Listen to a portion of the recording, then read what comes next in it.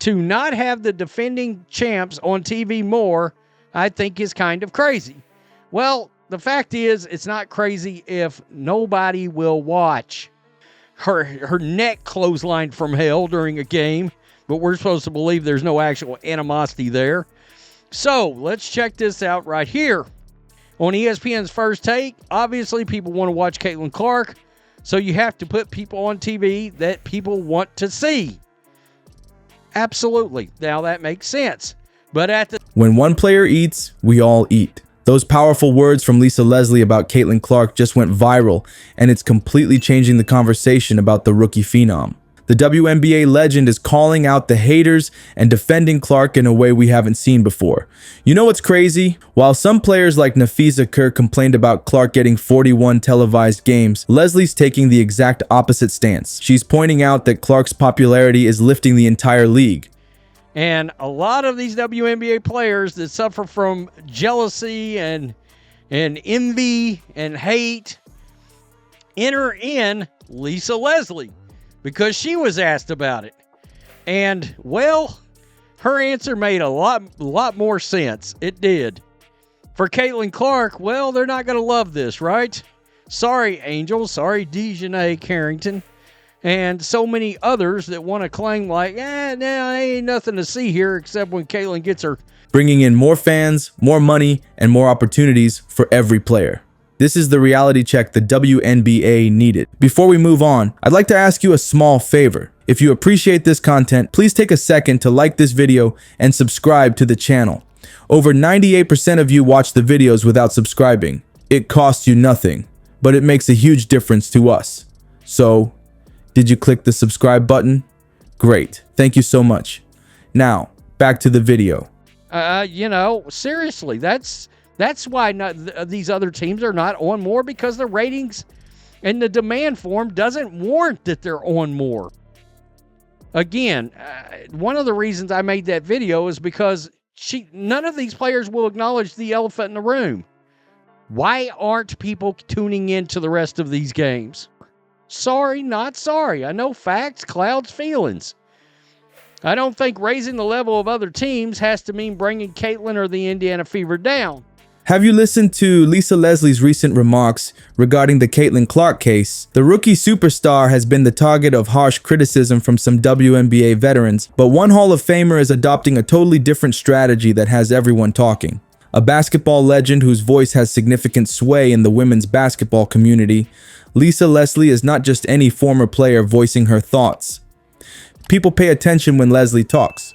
Additionally, her remarks in support of Caitlin Clark are currently becoming viral on social media. This is especially intriguing because Leslie's position directly contradicts that of a number of outspoken WNBA players who have been disparaging Clark ever since she joined the league. By the way, the Minnesota Lynx put out a situation where you're having to buy a certain amount of tickets to get to go see the Fever play. Now, they would probably have to remove some of those games they gave to her and give it to other teams. And for the WNBA, that would be disastrous. They don't capitalize enough on Caitlin Clark to begin with. I've seen some Caitlin Clark fans be upset about this, and at first, I did a what the F. And then I said to myself, by speaking what she perceives to be the painful truth about this circumstance, she is effectively endangering relationships and even causing bridges to burn. Let's discuss what's actually going on here. When Lisa Leslie pointed out what she feels is the true problem that no one wants to talk about, she didn't mince words. It's all about money, marketing, she said, addressing the controversy's financial component head on. Caitlin Clark's contributions to women's basketball are indisputable. Just that phrase is creating a stir because it gets right to the point, which is the business aspect of basketball that is causing a lot of this anger. Leslie has been pointing to something that skeptics cannot dispute, the numbers, while they continue to insist that Clark is merely an overhyped media production. Even the champion New York Liberty cannot match the narrative the viewership data conveys. Even if it may upset some players who have played in the league longer, Leslie isn't scared to admit that Clark is bringing in ratings that are unparalleled for the league. You know what makes Leslie's defense so strong? She went even farther, describing how Clark's popularity genuinely had a beneficial knock-on effect across the league. "When one player eats, we all eat, and we all get our opportunities," she stated. "It simply makes things more accessible to everyone else."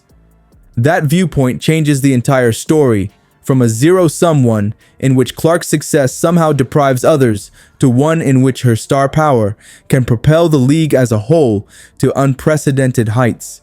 Nor is this merely wishful thinking or meaningless rhetoric.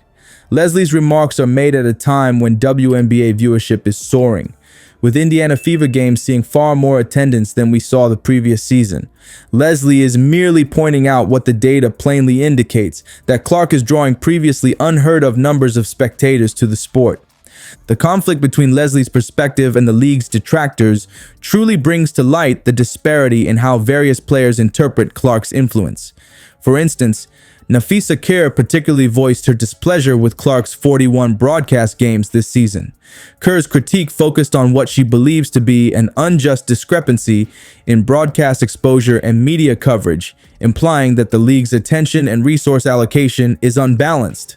Her viewpoint is one side of the conflict around Clark's influence that is emerging within the WNBA. Watching this conversation unfold in such a public setting is intriguing. Players like Kerr, on the one hand, believe the league may be giving Clark preferential treatment over others who have been working hard for years. Lisa Leslie, on the other side, uses her legendary reputation to shift the focus from jealousy to admiration for Clark's contributions to women's basketball in general. Consider yourself in Clark's shoes right now, a rookie with enormous expectations, smashing viewing records, and juggling this intricate web of relationships with veterans and media attention. The pressure is immense. While icons like Leslie stand up to protect her right to shine, she continues to focus on her game. What Leslie said isn't the most interesting question at this point. Rather, what happens next is, what impact will these remarks have on Clark's behavior this season on the court? Will additional well-respected veterans publicly back Clark, as Leslie has done? Or will things get more polarizing as the season goes on and Clark continues to garner unheard of attention?